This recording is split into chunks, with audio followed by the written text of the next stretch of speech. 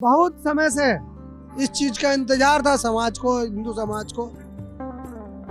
देश में राम जन्मभूमि आंदोलन के बाद इस देश का युवा, इस देश की पीढ़ी जागी है।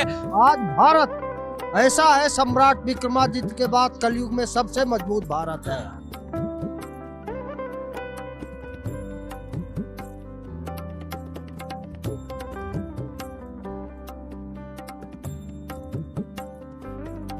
आज मोदी सरीखा सूर्य देश में नहीं, पूरे विदेशों में, संपूर्ण विश्व में चमक रहा है। नए भारत का निर्माण हो रहा है। भारत विश्व गुरु की तरफ बढ़ रहा है। उसकी ताकत को कोई रोक नहीं सकता। जहाँ रामलला विराजित हो गए, वहाँ हनुमान जी महाराज स्वयं आ गए हैं और ये सब राहु केतुओं का समापन होने वाला है। भक्ति में ही आनंद में ही सराबोर हुई अयोध्या की ये पावन धरती, जहाँ पे आज जो है रामलला जो है वो फिर से विराजमान हो गए। सरयू तट इस वक्त राम की पौड़ी के ऊपर हम मौजूद हैं और चारों ओर जहाँ पे भी आप देखेंगे तो भक्तों का सैलाब आपको दिखाई देगा। आपको दिखाई देगा कि लोग यहाँ पर किस तरीके से सरयू के किनारे लगी हुई स्क्रीन के ऊपर जो है यहाँ पे जो अनावरण किया गया उसको देखकर यहाँ पे प्रफुल्लित हो रहे हैं। क्या सोच रहे हैं भक्तगण? अयोध्या में एक ऐतिहासिक पल जो है आज देखने को मिला, क्या दुर्लभ पल है। बहुत समय से इस चीज का इंतजार था समाज को, हिंदू समाज को। आज जो हुआ है, अनादिकाल से इस चीज का रास्ता देखा जा रहा था। आज बहुत महत्वपूर्ण दिन है, इसीलिए हम लोग यहाँ आके तट पे इंतजार कर रहे हैं हमारे भगवान को बैठने का, विराजमान करने का, और आज हो गए विराजमान। कहाँ से आए हैं? हम इंदौर से आए हैं। अच्छा, इंदौर से आए हैं। राजनीति के साथ साथ जो है कहीं ना कहीं राजनीति भी हो रही थी, कहीं पे भक्ति नीति भी हो रही थी।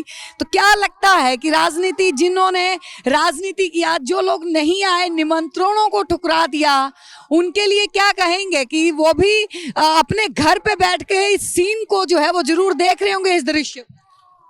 पूरे देश की जनता ये देख रही है कि इतना अद्भुत, इतना दुर्लभ क्षण, और उस समय में भी भगवान राम के मंदिर का जो लोग प्रतिकार कर रहे हैं, इस देश की जनता उन सबको देख रही है।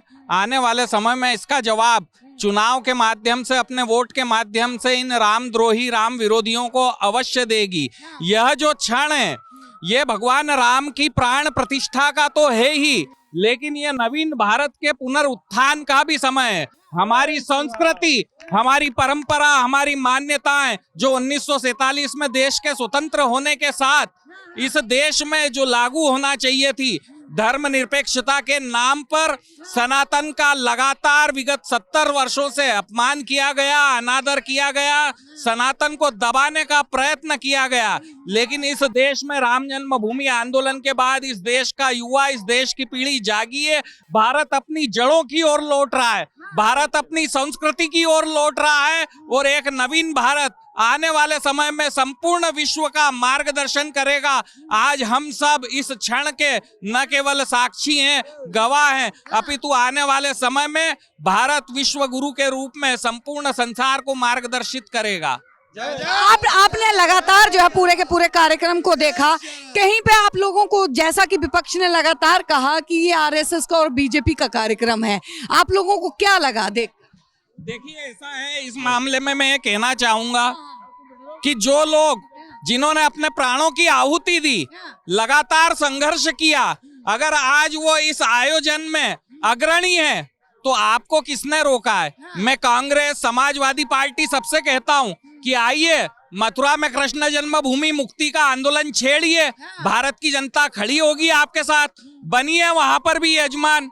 जो भारत में 3000 मंदिरों को मुस्लिम आक्रांताओं ने जो दमन करके और मंदिरों का ध्वंस किया था, उन स्थानों पर जो मस्जिदें बनाई थी, आपको किसने रोका है? आइए, शामिल होइए और उन कृष्ण जन्म स्थान की मुक्ति के आंदोलन का नेतृत्व करिए, वहां पर यजमानी करिए।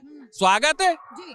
आज जो है अगर बात करें तो वृंदावन के जो है बांके बिहारी मंदिर में भी कृष्ण को जो है, बांके बिहारी जी को धनुष के साथ जो है वो दिखाया गया है। वहां पे भी एक जश्न जो है वो मनाया जा रहा है। क्या लगता है आने वाले वक्त में जो है कृष्ण लल्ला जो है वो भी विराजमान होने वाले? बिल्कुल विराजमान है, वो तो विराजमान होने वाले ही हैं। और ये अभियान चल गया है, ये वस्तुतः एक दिन की तपस्या का परिणाम नहीं है। ये सन 1925 में राष्ट्रीय स्वयं सेवक संघ के स्थापना होने से सन 2025 में उसके शताब्दी वर्ष यानी 100 वर्ष पूरे हो गए। इसमें 4 पीढ़ियां खप गई इस दृश्य को देखने के लिए। और आज भारत ऐसा है, सम्राट विक्रमादित्य के बाद कलयुग में सबसे मजबूत भारत है। ये मात्र रामलला की प्रतिष्ठा ही नहीं है, बल्कि ये राम राज्य के संकेत है और भारत को विश्व गुरु बनने की तरफ ले जाने का प्रयास है। आज मोदी सरीखा सूर्य देश में नहीं पूरे विदेशों में संपूर्ण विश्व में चमक रहा है। और ये चमक उन योद्धाओं की है, उन अनाम योद्धाओं की है जिन्होंने इसके लिए अपनी कुर्बानी दे दी, अपनी तरुणाई बर्बाद कर दी। ये सौभाग्य हम लोगों को प्राप्त हुआ है। 1990 और 1992 में दोनों बार हम यहाँ कार सेवा में आए थे। हमने उस दृश्य देखा है, उस समय को देखा है, उस संघर्ष को देखा है। और आज अब जीवित अवस्था में अपनी इन्हीं आंखों से भगवान श्री राम के भव्य श्री राम मंदिर का निर्माण और रामलला की प्रतिष्ठापना का हमारा सपना साकार हो रहा है। मैं यहाँ पे एक सवाल जो है वो पूछना चाहूंगी। आज आपने जो है जो दृश्य आज आप देख रहे हैं 2024 में, आपने 1990 का जिक्र किया। सरयू नदी के तट पे आप बैठे हैं और बहुत नजदीक में ही वही पुल भी है जिस पुल के ऊपर जो कार सेवकों ने छलांग लगाई थी। और कहा जाता है कि सरयू नदी जो है वो पूरी लाल हो गई थी। आपको क्या लगता है कि आज सरयू नदी जो है कहीं ना कहीं वो भी खुश है? बिल्कुल खुश है। आज हमारी सभी दिव्यात्माएं, हमारे सभी पूर्वज, हमारे सभी देवता और सभी दानव, ये तीनों खुश हैं। ये अद्भुत दृश्य है। पर इस अद्भुत दृश्य के पीछे कठिन तप है। इस कठिन तप को न भुलाया जाए। उस मार्ग पे चलने वाले राही धीरे धीरे, भले धीरे धीरे चले हों, अनेक बाधाओं को पार करते हुए हम आज इस अवस्था में पहुंच चुके हैं। और ये नए भारत का निर्माण हो रहा है। भारत विश्व गुरु की तरफ बढ़ रहा है। उसकी ताकत को कोई रोक नहीं सकता। कहीं कहीं राहु केतु है, लेकिन उनका प्रभाव हनुमान जी महाराज यूं ही छीड़ कर देंगे। जहाँ रामलला विराजित हो गए वहाँ हनुमान जी महाराज स्वयं आ गए हैं। और ये सब राहु केतुओं का समापन होने वाला है। तो देखिए, अयोध्या से लाइव तस्वीरें सौगंध टीवी के जरिए जो है वो आप देख रहे हैं। आप लोग क्या सोच रहे हैं हमें जरूर बताइएगा। बने रहिए हमारे साथ, देखते रहिए सौगंध टीवी। आप देख रहे हैं सौगंध टीवी, सौगंध वतन की।